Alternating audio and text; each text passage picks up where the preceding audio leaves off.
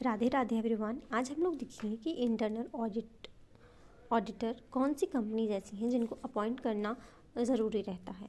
तो यहाँ पर 3 टाइप की कंपनियाँ हैं।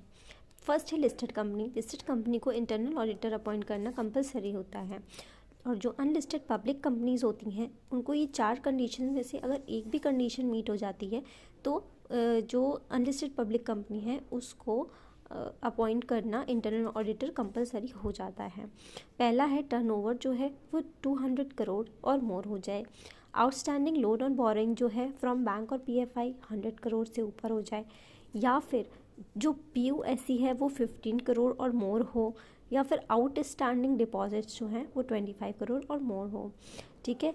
At any time during preceding financial year, अगर इन चारों में से कोई भी एक कंडीशन मीट हो जाती है तो जो अनलिस्टेड पब्लिक कंपनी होती है उसको इंटरनल ऑडिटर अपॉइंट करना रहता है।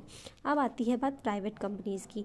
प्राइवेट कंपनीज़ में सेम ये दोनों जो कंडीशंस हैं वो हैं टर्नओवर 200 करोड़ और आउटस्टैंडिंग लोन और बोरिंग्स जो है 100 crore at any time during preceding financial year. अगर इन दोनों में से कोई भी कंडीशन मीट हो जाती है तो प्राइवेट कंपनी को भी इंटरनल ऑडिटर जो है अपॉइंट करना रहेगा।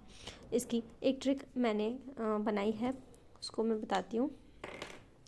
ट्रिक है कि आपको ये चारों चीज़ें कैसे याद रहेंगी। तो पहला मैंने बनाया है टी, पी और पी ओ डी। ठीक है, तो इससे आपको याद रहेगा T B P O D. T से टर्नओवर, बी से बोरोइंग्स, ठीक है, और पी से पी यू एस सी मतलब पेड अप शेयर कैपिटल, और ओ डी से आउटस्टैंडिंग डिपॉजिट्स। तो और आप यहाँ पर ये जैसे इसका आधा कर दीजिए, 200 है तो 100 कर दीजिए, 100 है तो 50 कर दीजिए, 50 का आधा 25 कर दीजिए, तो आपको ये पता चल जाएगा। और इसमें सिर्फ टी बी ही है। ठीक है, टर्नओवर 200 करोड़ और आउटस्टैंडिंग लोन बोरोइंग जो है वो 100 करोड़। आप आई होप आपको ये याद हो गया होगा। अब हम लोग देखते हैं कि इंटरनल ऑडिटर कौन कौन बन सकता है। इंटरनल ऑडिटर जो है कोई भी सीए बन सकता है, सीएमए बन सकता है, या फिर सच प्रोफेशनल जो कि इंगेज्ड है इन प्रैक्टिस और नॉट। ठीक है, as decided by board of directors.